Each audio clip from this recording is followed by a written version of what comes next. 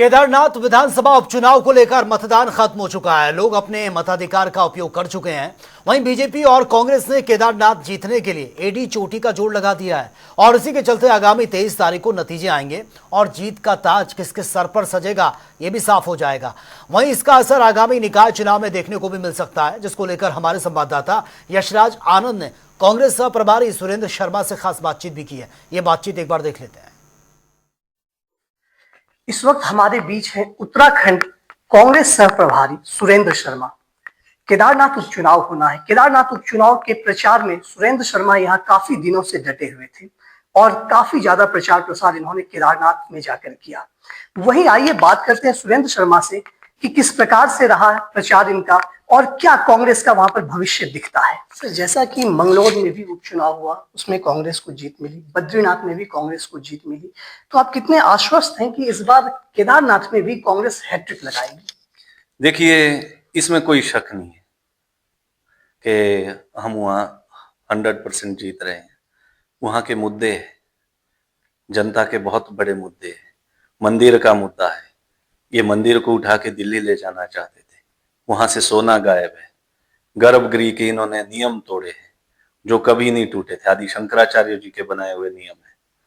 इन लोगों ने वहां एम्प्लॉयमेंट पे जिस तरह से कुठाराघात किया, वहां पे ये डंडी कंडी, घोड़ा खच्चर, दुकानदार, होटल वाले, केदारनाथ के परिसर में आप देखोगे मल्टी स्टोरीज खड़ी हो रही है दलदल पे, वो बहुत खतरनाक है। वो गुजरातियों को ठेका दिया है इन लोगों ने, तो बाहर के लोगों को बसा रहे हैं, बड़े लोगों को बना रहे हैं। यात्रा का इन्होंने डाइवर्जन किया है केदारनाथ से। दूसरा, इन्होंने एक काम और किया कि हेली टैक्सी शुरू किया है। वो कहाँ से किया है? हरिद्वार से किया है, देहरादून से किया है। आदमी सीधा फ्लाइट से आएगा, हेलीकॉप्टर में बैठेगा, दर्शन करेगा, वापिस जाएगा। तो जो वहां जिनकी रोजी रोटी वहां चलती थी, यात्रा से चलती थी, लोग 4 धाम जाते थे, वहां रुकते थे, वहां कुछ खर्चा करते थे, जिससे लोगों की आय होती थी, वो सब चीजें वहां खत्म कर रहे हैं धीरे धीरे। तो लोगों में इसको लेके भारी रोष है। लोगों में और मुद्दे भी है। लोगों में विकास के मुद्दे हैं। सड़कों की स्थिति ठीक नहीं है, वहां पे महिला सुरक्षा बड़ा मुद्दा है। पहाड़ में क्राइम महिलाओं के प्रति जितने भी हो रहे हैं महिलाओं के साथ, उसमें भाजपा के नेता या कार्यकर्ता शामिल हो रहे हैं, उनके पदाधिकारी शामिल है। सरकार ने कुछ वहां किया नहीं। वहां पॉलिटेक्निक की मांग है, वहां पे हॉस्पिटल की डिमांड है, वहां और कई इंस्टीट्यूशन खुलने चाहिए, लेकिन पुष्कर सिंह धामी की सरकार ने कुछ किया नहीं। अब जनता को क्या लगता है कि हम ठगे गए हैं। तो अब वहां की जनता चाहते हैं, क्योंकि मनोज राउत का आप अगर जाएंगे, जो हमारे कैंडिडेट, उनके बैकग्राउंड में जाएंगे, वो एक जर्नलिस्ट रहे हैं, स्वच्छ छवि के राजनेता रहे हैं, अच्छे पार्लियामेंटेरियन रहे हैं।